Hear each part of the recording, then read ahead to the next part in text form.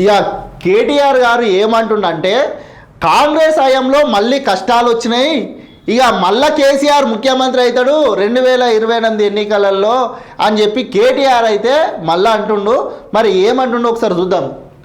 ఇగో కాంగ్రెస్ హయాంలో మళ్ళీ కష్టాలు, క్యాలెండర్లు మారుతున్నాయి తప్ప ప్రజల జీవితాల్లో మార్పు లేదు. 2028లో మళ్ళీ కేసీఆరే ముఖ్యమంత్రి, బీఆర్ఎస్ వర్కింగ్ ప్రెసిడెంట్ కేటీఆర్. చూసిరా, 2028 ఎన్నికలలో మళ్ళా కేసీఆర్ ముఖ్యమంత్రి అని కేటీఆర్ గారు అంటుండు. క్యాలెండర్లు మారుతున్నాయి కానీ ప్రజల బ్రతుకులు మారతలేవు అంటుండు. అయ్యా కేటీఆర్ గారు 10 సంవత్సరాలు అధికారంలో ఉన్నప్పుడు ఎవరి బతుకులు మారినాయి, ఎవడు బాగుపడ్డాడు తెలంగాణ రాష్ట్రంలో?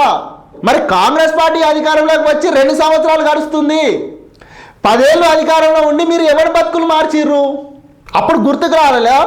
కాంగ్రెస్ పాలనలో రాష్ట్రంలో ఎలాంటి మార్పు లేదని కేవలం తిరోగమన్ మాత్రమే కనిపిస్తుంది. బీఆర్ఎస్ వర్కింగ్ ప్రెసిడెంట్ కేటీఆర్ విమర్శించారు. తెలంగాణ భవన్లో గురువారం భారత రాష్ట్ర సమితి నూతన సంవత్సర డైరీని ఆవిష్కరించారు.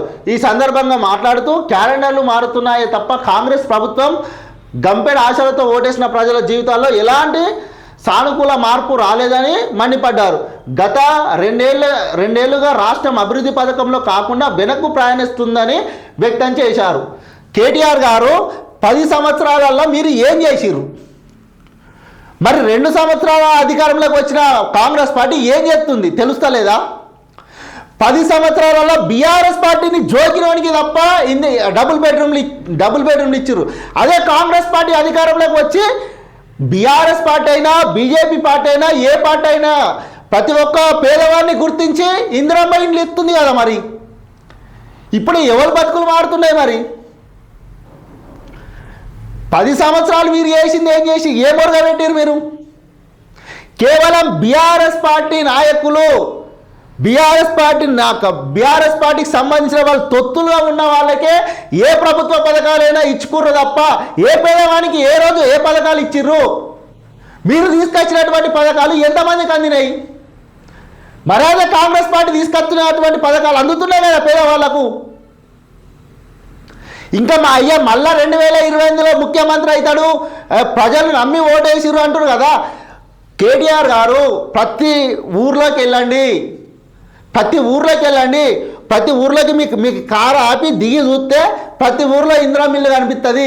మీరు కట్టుతున్నటువంటి మీరు గత 10 ఏళ్లలో ఇందిరా మిల్లు మన డబుల్ బెడ్రూమ్లు ఇస్తామని చెప్పి ఏదో మూలను ఇచ్చి డబుల్ బెడ్రూమ్లు, ఆ డబుల్ బెడ్రూమ్లలో కూడా బీఆర్ఎస్ పార్టీ బీఆర్ఎస్ పార్టీ కడిగిన వాళ్ళకే ఆ డబుల్ బెడ్రూమ్లు ఇచ్చిర్రు. అసలైన పేదవానికి ఎవరికైనా ఇచ్చిర్రా మీరు? అసలు గిన్నె ఎలక్షన్లు వచ్చినాయి 2 సంవత్సరాలలో, బై ఎలక్షన్లు అని ఎన్నో ఎలక్షన్లు వచ్చినాయి. ఈ ఎలక్షన్లలో మీరు ఎక్కడ గెలిచిరు? మీరు ఇంకా 2028లో మళ్ళీ మా అయ్యనే ముఖ్యమంత్రి అవుతారని అననికి కూడా సిగ్గు అనిపించలేదా కేటీఆర్? అసలు వాస్తవానికి మొన్ననే అనుకున్నాం జూబ్లీ హిల్స్ ఎన్నికలు అయిపోగానే ఈ తట్టబుట్ట ఎవరుకొని బీఆర్ పోతారని చెప్పి, కానీ ఏదో అట్లా నడిపిస్తుర్రు.